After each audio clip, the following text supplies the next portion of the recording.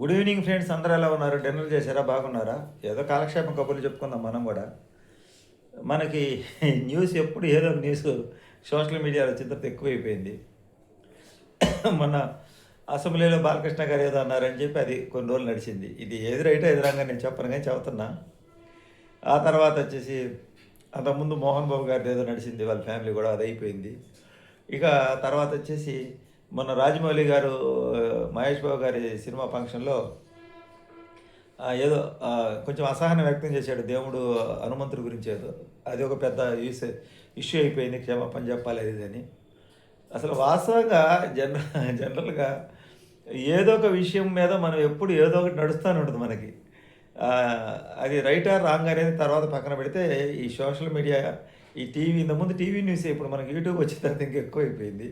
విమర్శించుకోవడం, దూషించుకోవడం, విడివిడిగా ఎదురుపడి గొడవలు పడే రోజులు పోయినాయి. ఇళ్ళ పక్కల గొడవలు, బోరింగ్ కాడ గొడవలు, పొలాల కాడ, గెట్ల కాడ గొడవలు, ఇవన్నీ పోయినాయి. ఈ పోయి సోషల్ మీడియాలో గొడవలు పెట్టుకుంటున్నారు ఇప్పుడు అందరూ కూడా. ఇక్కడ ఇక్కడ ఏది వీసి చూసుకొని దాని ప్రకారం దీంట్లో గొడవలు జరుగుతున్నాయి. ఇంకా పోతే ఐబొమ్మ రవి, అతను అరెస్ట్ చేస్తే అలా ఠాకూర్ సినిమాలో చిరంజీవి గారి గురించి ఎలా గొప్పవాడుగా, చిరంజీవి గారు ఎలా గొప్పవాడు సినిమా చూశారో, సినిమాలో నీతి కోసం, ధర్మం కోసం, లంచగొణితనాన్ని అరికట్టడం కోసం ఆయన ఒక సినిమా తీశాడు.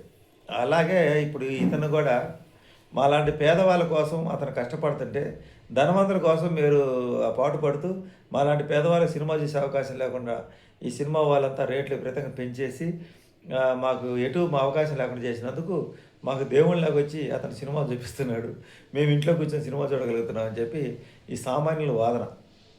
ఇది వీళ్ళ వాదన. కానీ వాళ్ళేమో మేము కోట్లు పెట్టి ఖర్చు పెట్టాము, మా మా సినిమా కలెక్షన్ రానియకుండా మొదటి రోజే ఇతను నెట్లో పెట్టేస్తున్నాడు, పైరసీ చేస్తున్నాడు, ఇది చట్టపరంగా అన్యాయమని వాళ్ళు. వాస్తవానికి చట్టపరంగా తప్పే అతను చేసింది. కానీ అన్నింటిలో కూడా అసలు ఈ పరిస్థితి జరగడానికి కారణం ఏంటంటే వీళ్ళు విపరీతంగా టికెట్ల రేట్లు పెంచటం కదా. ఫ్యామిలీ సినిమా పోవాలంటే ఇప్పుడు జనరల్గా 3-4 వేలు సినిమా పోవాలంటే రిలీజ్ అయిన తర్వాత వారం 10 రోజుల దాకా టికెట్ల రేటు తగ్గవండి. మా ఊర్లో మేము, మా ఆవిడే నేను, మా అమ్మాయి వారం ఆగిపోయాం పోయిన సంక్రాంతి సినిమాకి. వారం ఆగిపోయినా కూడా 300 రూపాయల టికెట్ని 250 చేశారు, కానీ మామూలు రేటు పెట్టలా. పోనీ అంత రేటు పెట్టి తీసుకుని నువ్వు ఎక్కడ కూర్చుంటావు? ముందుగా పోతే పైన కూర్చుంటావు, లేకపోతే కింద పోయి కూర్చోవాలి. పైనుంచి కిందకు ఒకటే క్లాస్. అట్లా కూడా ఆనందమే ఉండదు. నువ్వు ఒకవేళ ముందుకు పోయి కూర్చుంటే తెర మీద చూసుకోవాలి, అంత డబ్బులు పెట్టా. కానీ ఇంకా సిటీస్లో అయితే ఇంక చెప్పనక్కర్లేదు. రిలీజ్ రోజు సినిమా ఈ మధ్య ఇంకా రేటు పెంచేశారు. 800 అంట, 1000 అంట, 2000 అంట. 2000 అనేది ఇంకా వచ్చిందో వాళ్ళకి తెలియదు, కానీ 1000 రూపాయలు దాకా పలికింది కదా రేటు. ఇంత రేట్లు పెట్టి నలుగురు సినిమా పోవాలంటే అసలు మాలాంటి వాళ్ళు అయితే ఎప్పుడో మానుకున్నాం. దాదాపు నేను సినిమాలు మానుకుని కూడా 5 సంవత్సరాలు ఏమైంది. ఈ మధ్య ఒక 2 సినిమాలు చూశాను అంతే. అదేమో ఒకటి 100 రూపాయల టికెట్, అది కార్తీ సినిమా, అది 2024 డిసెంబర్లో, తర్వాత డిసెంబర్లో కాదు సెప్టెంబర్లో. తర్వాత వచ్చి సంక్రాంతికి వస్తున్న సినిమాలు చూసాం మేము, నేను, మా ఆవిడ, మా అమ్మాయి, ముగ్గురం కలిసి. ఆ టికెట్ రేట్లు, మళ్ళీ క్యాంటీన్లో రేట్లు విపరీతంగా పెరిగిపోవటం, ఇవన్నీ కూడా ఈ మనుషులకి, మధ్యతరగతి వాళ్ళకి సినిమా దూరం చేసినాయి వాస్తవం చెప్పాలంటే. ఇప్పుడు వాళ్ళందరూ ఏం చేస్తున్నారంటే, ఈ సాధారణమైన వాళ్ళందరూ కూలీ నాలి పని చేసుకున్నారు. ప్రతి ఒక్కరు ఇన్స్టాగ్రాము, యూట్యూబ్ పెట్టుకొని, ఫేస్బుక్లో పెట్టుకొని, టచ్ ఫోన్ కొనుక్కొని దీంట్లో వినోదాన్ని ఎత్తుక్కుంటున్నారు. వాళ్ళే ఆ సినిమా పాటలు, వాళ్ళ సినిమా పాటలు వీళ్ళు వీడియోలు చేసుకుంటూ వీళ్ళు ఆనందాన్ని ఎత్తుక్కుంటున్నారు. వాస్తవంగా చెప్పాలంటే ఇప్పుడు సినిమాలు చూసే ఓపిక లేదు జనాలకి. ఎక్కువ యూట్యూబ్ చూడటము, ఇన్స్టాగ్రాము, ఫేస్బుక్, ఎవరు వీడియోలు వాళ్ళు చేసుకోవడం, పెట్టుకొని చూసుకొని ఆనందపడుతున్నారు. ఇప్పుడు ఈ రవిని పట్టుకున్నంత మాత్రాన పైరి సాగిద్దో ఏమో మనకు తెలియదు, కానీ సినిమా థియేటర్కి పోవడానికి అలవాటు తప్పిన వాళ్ళు మటుకు ఇంకా అక్కడికి పోలేరు. మేమందరం అలవాటు తప్పిపోయాం, థియేటర్కి ఫ్యామిలీస్ అలవాటు తప్పిపోయాం. టీవీలో కూడా యాడ్స్ ఎక్కువ వస్తున్నాయి, అవి కూడా ఆపేయడం మొదలుపెట్టాం. ఇంకా మనందరికీ కూడా టచ్ ఫోన్లే, ఇదే ఎవరి ప్రపంచం వాళ్ళకి అయిందనమాట.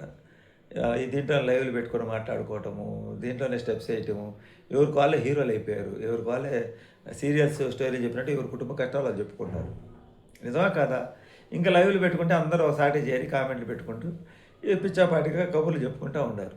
ఈ యూట్యూబ్ అనేది సినిమా అసలు ఎఫెక్ట్, అతను పైరసీ చేయటం వల్ల ఎఫెక్ట్ దానికన్నా కూడా ఈ మనకి యూట్యూబ్ ఛానల్స్, ఫేస్బుక్లు, ఇన్స్టాగ్రాములు, ఇవన్నీ అయితే ఇంకా చాలా చాలా ఉన్నాయి. నాకు తెలిసి ఈ 3 గట్టు పొద్దుకూలి చదువుతుంది, చాలా ఉండేవి. వీటితోటే కాలక్షేపం చేస్తున్నారు. 2:30 గంట సేపు సినిమా పోయి చూసే ఓపిక చాలామందికి లేదు వాస్తవంగా చెప్పాలంటే. సినిమాలు బాగా సూపర్ డూపర్ హిట్ కావాలంటే ఫ్యామిలీస్ మొత్తం పోయి చూసినప్పుడే సినిమాలు సూపర్ డూపర్ హిట్ అవుతాయి.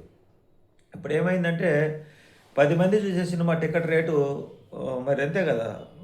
జనరల్‌గా రూ. 100 టికెట్ అనుకో రేటు. రూ. 1000 అంటే 10 మంది చూసే సినిమా. ఒకరి దగ్గర లాగుతున్నారు. 1,00,000 మంది చూసే డబ్బులు సినిమా టికెట్లు ఒక 10,000 మంది దగ్గరే వసూలు చేస్తున్నారు.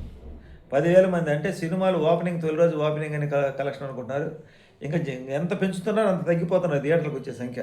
థియేటర్‌లకి వచ్చే జనాల సంఖ్య టికెట్ రేట్ ఎంత పెరుగుతుందో అంత తగ్గిపోతున్నారు. ఇంక రాను రాను రాను పూర్తిగా ఇప్పటికే మా ఊర్లో 2 థియేటర్లు ఎప్పుడో మూతపడిపోయినాయి. ఇంకో 2 థియేటర్లు అవి కూడా ఒక్కోసారి షోలేయరు.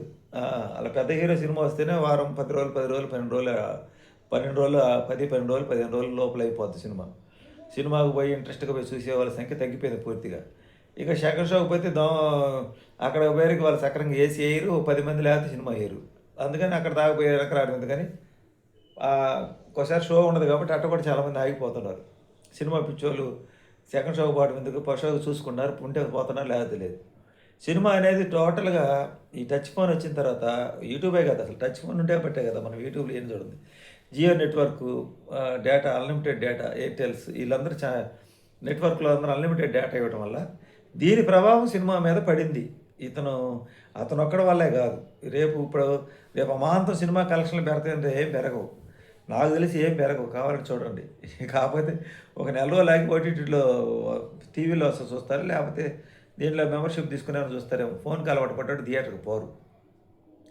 ఆ!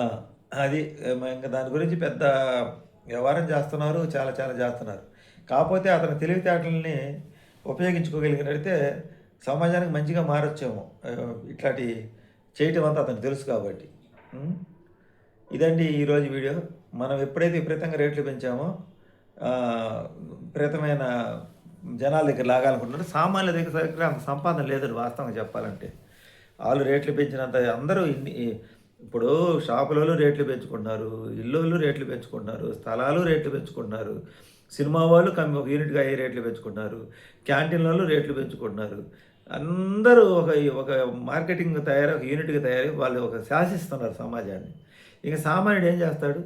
సామాన్యుడికి ఇట్లా అన్నీ జరుగుతున్నప్పుడు ఇలాంటియన్నీ వస్తుంటాయన్నమాట. అన్నీ అందుబాటులో దొరికినప్పుడు ఇలాంటియన్నీ తయారు కావు. పైగా ఇలాంటి పైసని కానీ దేన్ని రాంగ్ రూట్‌లో పోవాలన్న ఆలోచన మనిషికి రాదు. అన్ని విధాలు కూడా మనిషిని కమాండింగ్ చేసి సామాన్యుడిని అనేవాడు వీళ్ళందరూ వసూలు చేసేది అలా పేదవాడి కూలీనాలు చేసుకొని అలా మధ్యతరగతి దగ్గర తాగుతారు. ధనవంతులు అందరూ కూడా బాగానే ఉంటారు. అంతా ఇప్పుడు రియల్ ఎస్టేట్ సిండికేట్ అన్ని సిండికేట్ అన్నీ సకలం పెద్దవాళ్ళ చేతిలో పెట్టేసుకున్నారు. ఇంకా మళ్ళా సామాన్యుడికి ఏ అవకాశం లేకుండా పిల్లిని గదిలో పెట్టి బంధిస్తుంది పులి దన్న సామెతగా ఇట్లాంటి వాళ్ళు చాలామంది తయారు కావడానికి కారణం ఏంటంటే సామాన్యునికి అన్ని రకాలుగా అవకాశాలు లేకుండా చేస్తుంటే ఈ సామాన్యులందరూ ఇట్లాంటి వాళ్ళని సపోర్ట్ చేస్తున్నారు. అది గమనించుకోవాలి అందరూ కలిసి కూడా తెలుసుకోండి. ఇది ఇలాంటి జరుగుతున్న కారణం ఏంటంటే దుర్మార్గం అంటే మనం ఎంత పెట్టినా చూస్తారులే జనాలు అనే లెక్కకి మీరు ఎప్పుడైతే వచ్చారో జనాలు కూడా ఇలాంటి వేరే ప్లాట్ఫామ్ మీద సినిమాలు చూస్తున్నారు. కానీ నాలాంటి వాడైతే ప్రోత్సహించడు ఇట్లాంటి వాటిని. నేనైతే ఎప్పుడు అసలు ఇట్లాంటి వాటిలో నేను ఎప్పుడు సినిమా చూడలేదు ఇంతవరకు. నాకు అసలు మామూలుగా సినిమా చూసే ఇంట్రెస్టే పోయింది వాస్తవంగా. నేను చాలా సంవత్సరాలు అయింది దాదాపు 5 సంవత్సరాలు అయింది నేను సినిమాలో థియేటర్లో చూడక. మధ్యలో చెప్పాను కదా ఈ సంవత్సరం ఒక సినిమా పోయిన సంవత్సరం ఒక సినిమా ఈ 2 సినిమాలు చూసి 5 సంవత్సరాలు గాను. మా అభిమాని హీరో మహేష్ బాబు అయినా కానీ రేపు టికెట్ రేట్ 1000-1200 అయితే నేను సినిమా పోనండి. నిజం చెప్తున్నా కదా. మనం పోకుండా ఉంటే ఆల్రెడీ వాళ్ళే తగ్గిస్తారు. వాళ్ళు పైగా ఏం చేస్తున్నారంటే వాళ్ళు అంతకుముందు ఒక రోజు 2 రోజులు పెట్టేవాళ్ళు. ఇప్పుడు వారం 10 రోజులు అదే రేటు కొనసాగుతుంది. 10 రోజులు 15 రోజులు సినిమా ఆడేదే 10 రోజులు థియేటర్లో 10-15 రోజులు. అది ఎత్తేసేదాకా అదే రేటు పెడితే ఇంకెవరు చూస్తారు? ఎవరు చూడరు కదా. ఒకరోజు ఫస్ట్ రోజు పెంచుకున్నారంటే ఒక అర్థం ఉంది. మొదటి రోజు పెంచుకున్నారంటే ఒక అర్థం ఉంది. వీళ్ళు ఏం చేస్తున్నారు? మొదటి రోజు పెంచుకోవడం కాకుండా బారుకి 10-15 రోజులు పర్మిషన్ తెచ్చుకొని వేసేసుకున్నారు. ఇంకేం చేస్తారు? రాంగ్ రూట్లోనే పోతారు జనాలు. అది దాన్ని సరి చేసుకోవాలి ముందు. వాళ్ళు సరి చేసుకోకుండా ఇట్లాంటి అరికట్టాలంటే సాధ్యమయ్యే పని కాదు నాకు తెలిసి. వీడియో నచ్చితే లైక్ చేయండి, సపోర్ట్ చేయండి. Thank you. By by.